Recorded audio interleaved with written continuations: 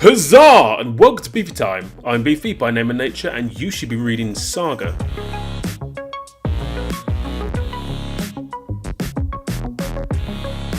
Now, I've touched upon this series a little bit in This Week in Comics a couple weeks back. However, I promised I would do a You Should Be Reading, and here it is. So Saga is written by none other than Brian K. Vaughan, who's been around since like 1996. He's also responsible for creating The Hood, the Marvel villain, and that's much to the dismay of a lot of Marvel fans, because for some reason people don't like the Hood, although I love him. I think he's really interesting. He's this dude who made a deal with Dormammu, and he now has the powers of the dark arts, and he is just a normal gangster.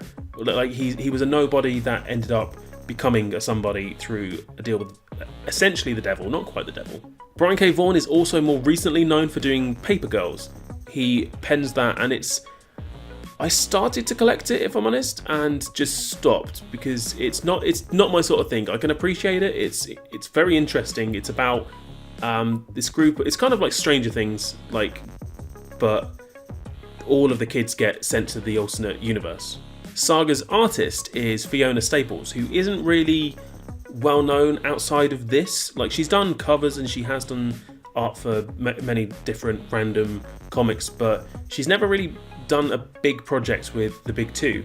I'd love to see her do something like Ghost Rider, because her art style just sort of fits. Like, it's very different. Like, I love seeing artists that can do something different. I hate just the standard, like, this is a comic book and this is all you're gonna get. Like, I love seeing something a little bit outside of the box, and Fiona Staples does just that. So as I said in the previous video, this is kind of a bit of a Romeo and Juliet story. It tells the tale of two lovers, Alana and Marco, and their worlds are at war with each other. Alana is from the planet Landfall, and they're a bit more technology focused. Marco, however, comes from Wreath, the satellite or the moon of Landfall, and these guys they deal in magic. The obvious aesthetic difference is that Alana's people sport wings, whereas Marco's people sport horns. The couple first meet when Marco is taken as a prisoner of war, and one of the guards assigned to him is Alana. Alana is a big fan of romantic forbidden love novels and kind of gets caught up in the moment and is swept away by the ravishing good looks of this moon man. They forge a plan to successfully escape, and end up having a child. Like, Alana falls pregnant, and when the baby does eventually arrive, she is born with both wings and horns. The trio are hunted by a number of characters, including Prince Robot IV, a member of the Robot royal family, and the Will, a mercenary who belongs to an organisation that are neutral in the war. These three being on the run is pretty much the overarching theme of the entire series. However, with each arc there are developments that just make this genuinely one of the most interesting and page-turning stories of all time. Now, from an outside perspective, this may sound pretty bare bones and a pretty simple story. However, the sheer amount of interesting characters make up the meat of this story. Think of Game of Thrones, but without the slow build-up and without the mass confusion as to who everyone is in the first couple of seasons. For example, you've got the mercenary dynamic. Now, I mentioned the Will earlier, and the mercenaries are this group of people that they all have the in front of their names. They've got this guy's called the Will, and each of the mercenaries have an animal companion. And the Will's animal companion is Lion Cat. Now, I've touched upon Lion Cat a little bit in the past, but not really kind of delved into why I have such a great appreciation for her.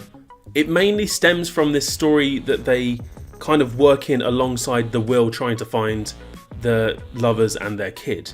Now, he ends up on a planet called Sextillion, which is kind of like, it's a planet where all your deepest desires are fulfilled. If you have the sickest sexual fantasy, they'll fulfill it. And whilst he's there kind of just enjoying himself, he comes across a little girl. Now, she has been basically put into slavery, and he can't stop himself from rescuing her, as any normal person would if you came across this sort of scenario.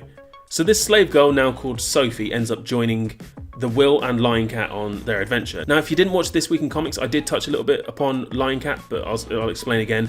It's pretty simple. Whenever someone tells a lie, she says the words lying, and that's it. That's all she can ever say. And she's his own personal lie detector, and it can come in quite handy at times, but not so much at others. When he's trying to pull off a lie, she can't help herself but say lying. So because of that, you know that it's genuine, that whatever is a lie will be said as a lie. And there's a beautiful moment where Lion Cat and Sophie, the slave girl, are sat under a tree, and she's opening up her heart, where she thinks herself impure, and that because of all the things that she was made to do, that it means that she's filth inside. And as she's pouring her heart out, Lion Cat just looks up to her and says, "Lying," and they hug, and it's beautiful, and genuinely one of the very few moments in comics that made me well up a bit. But the interesting characters don't stop there. You have Prince Robot IV, which I mentioned before, who comes from a race of robots that have their emotions display on their face. You have Isabel, the ghost girl that ends up babysitting Hazel. Oswald Heist, the famous one-eyed novelist. You have the Stork, you have Goose, you have the Brand, Sweet Boy, Gwendolyn, and so many more, like genuinely so many more. You find yourself with such a rich story, and you just want more. I'm honestly genuinely envious of people who've never read this, because you get to experience it for the first time. I'd love to just be able to wipe my memory and go from issue 1. And that's it. Let me know what you think in the comments, and if you enjoyed this video, give us a cheeky like or a dislike if you didn't, and subscribe if you want to see more. But until next time, stay handsome.